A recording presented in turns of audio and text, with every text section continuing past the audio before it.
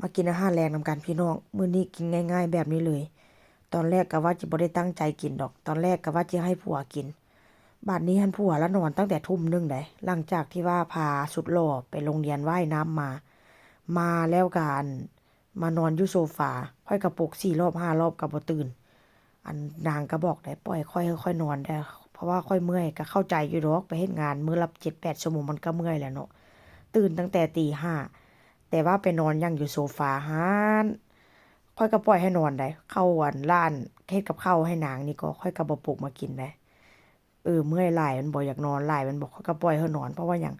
แล้วค่อยก็ไปปลุกประมาณตอนเที่ยงคืนบอกว่าลูกมากินข้าวแปรงฟันกินข้าวกินน้ำแปรงฟันแล้วก็มานอนบ่อนมานอนที่นอนบ่ค่อยสินอนนี่จักหน่อยก่อนจักหน่อยค่อยจังสิลุกว่าซั่นค่อยก็บ่สนได้พี่น้องค่อยก็ปล่อยให้นอนจนว่าฮอด6 โมงเช้า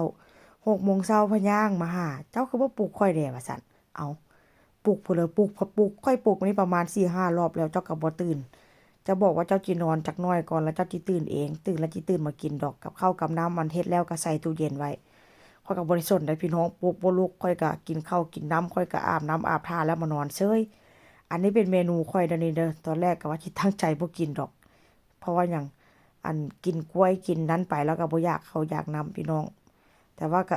กินซะถ้าบ่กินมันก็สิเจ็บท้องมื้อนี้ก็เลยแบบว่าหั่นซาซิชอนแล้วก็มากินอันคล้ายๆกับกุนเชียงนั่นล่ะเนาะหั่นซาซิชอนแล้วก็มาตำข้าวปุ้นกิน